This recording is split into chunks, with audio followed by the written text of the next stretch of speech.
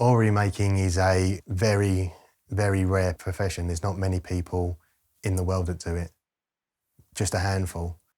And I feel very lucky and privileged to be able to do it now.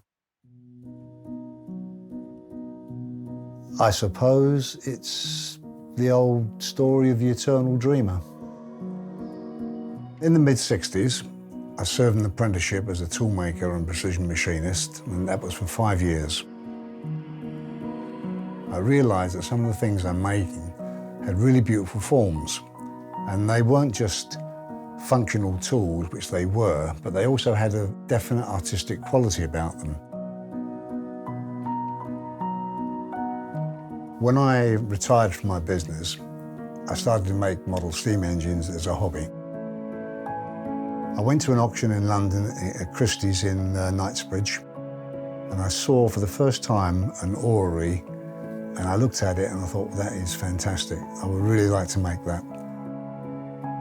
And so I went off and I did some research and I made my first Orrery. I remember the first Orrery that my father made vividly.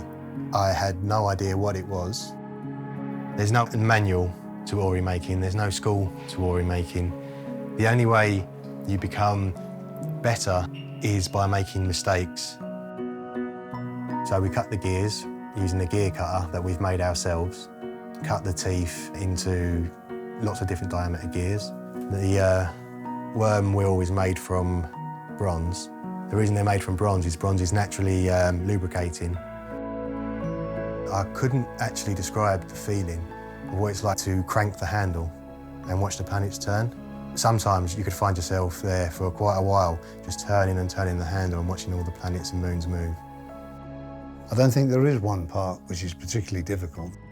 They all have to be precise or it just won't work.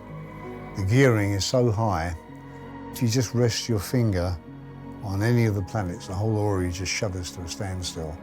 Everything else is decorative or just serves as a carriage to put the gears on.